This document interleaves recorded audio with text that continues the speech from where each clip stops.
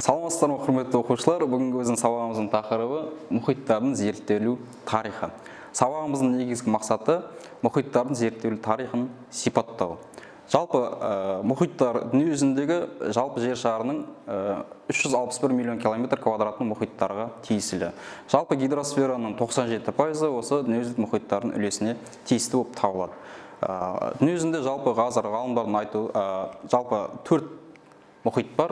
Ең үлкен мұхит Тынық мұхиты. Ең үлкен мұхитымыз Тынық мұхиты 178 миллион километр квадратты алып жатыр.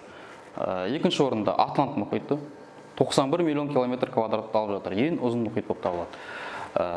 Одан кейін Үнді мұхиты 76 миллион километр квадрат, солтүстік Мұзды мұхиты 14 миллион километр квадрат, және кейінгі кезде 5-ші мұхит деп аталатын мұхитымыз бар. Ғалымдардың айтуы бойынша Антарктида материяның оңтүстік жағалауындағы теңіздерді қоса есептеп, оңтүстік мұхит деп те атаймыз. Енді осы мұхиттардың зерттелу тарихына тоқталатын болсақ. Мұхиттардың зерттелуі анау-сонау ежелгі антикалық кезеңнен бастау алады. Антикалық ғалым дәуірінің ғалымдары Геродоттың зерттеулерінде, мысалы, Атлант мұхиты туралы құнды деректер кездестіруге болады. Жалпы мұхиттардың зерттелуі орта ғасырлардағы ұлы географиялық ашылулармен сәйкес келеді. Ұлы географиялық ашылуларға себеп болған оқиғаны барлығымыз білеміз. 15-ші ғасырлардағы саяси оқиғаларға байланысты. Яғни Үндістан мен Қытайдан келетін тауарлардың барлығын мына жер арқылы өтеді, Қызыл теңіз арқылы Еуропаға баратын. Осы жерге византиялықтар мен египеттіктердің иеленуі, қадағалауы нәтижесінде еуропалықтардың осы келетін Үндістан мен Қытайдан келетін тауарлардан құр қалуына олар осы итермеледі, құр қалуы итермеледі. Яғни олар еуропалықтар осы Үндістан мен Қытайға баратын басқа жолды іздеуге мәжбүр болды. 1497 жылы Васко да Гама испаниялық Пиреней түбегі арқылы жүзіп өтіп, Африканы жағалау жүзіп отырып, оңтүстік Африканың өтіп, Африканың оңтүстігін өтіп, Үндістанға баратын жолды ашты. Яғни қазіргі Калькутта портына дейін жетті деп есептейміз. Одан кейін ең үлкен із қалдырған, үлкен үлес қосқан, Тынық мұхитын ашқан еуропалықтарға Фернандо Магеллан саяхаты. Фернандо Магеллан саяхаты 1519-22 жылдары жүрді. Фернандо Магелланда Пиреней түбегінен шығып, қазір өзінің атымен аталатын Магеллан бұғазы арқылы өтті. Яғни отты жер аралы мен оңтүстік Американы бөліп тұрған бұғаз Магеллан бұғазы арқылы өтіп, ашық Тынық мұхитында жүзді. Тынық мұхитында 3 айдан аса уақыт жүзген Магеллан оңтүстік шығыс Азия елдерінде әскери қақтығыстар нәтижесінде көз жұмып, оның саяхатын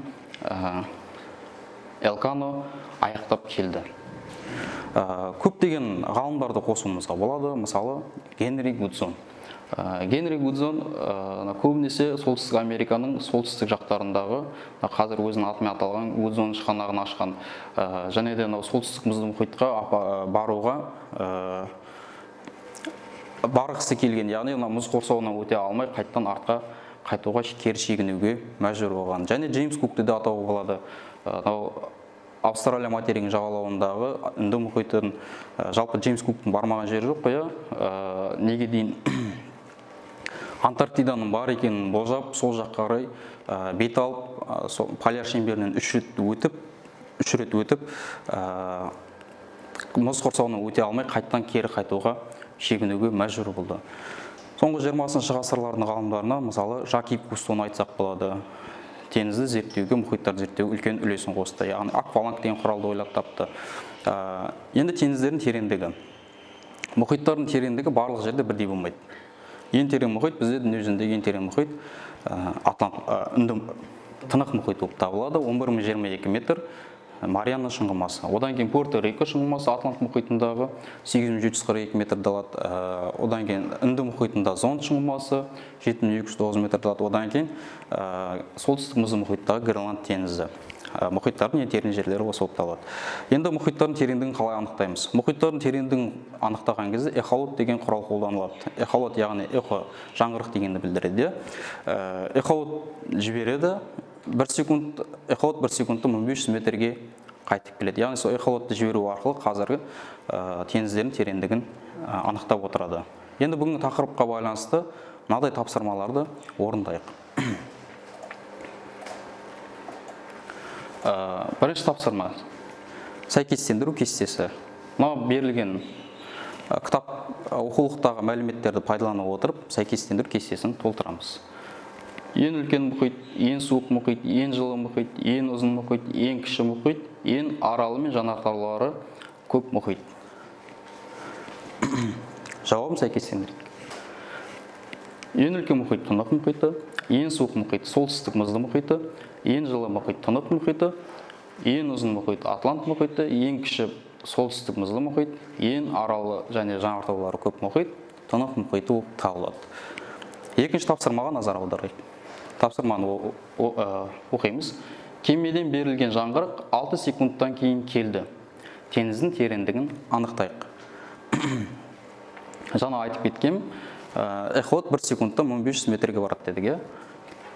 Яғни берілген уақыт, яғни жаңа бізде 6 секунд беріліп тұр ғой, 6 секундта 1500 метрге көбейтеміз. Шыққан тереңдік 9000 метр болды. 9000 метрді 2-ге бөлеміз, яғни теңіздің тереңдігі 4500 метр болып тұр. 2-ге бөлу себебіміз, яғни эхолот барады 1 секундта 1500 метрге және қайтып келеді. Яғни барып қайтуына 1500 метр кеткен кезде, яғни 1 секунд ол 750 метрге барады да 750 метрден қайтып келеді деген сөз. Яғни берілген уақытты 2-ге бөліп те шығарсақ болады.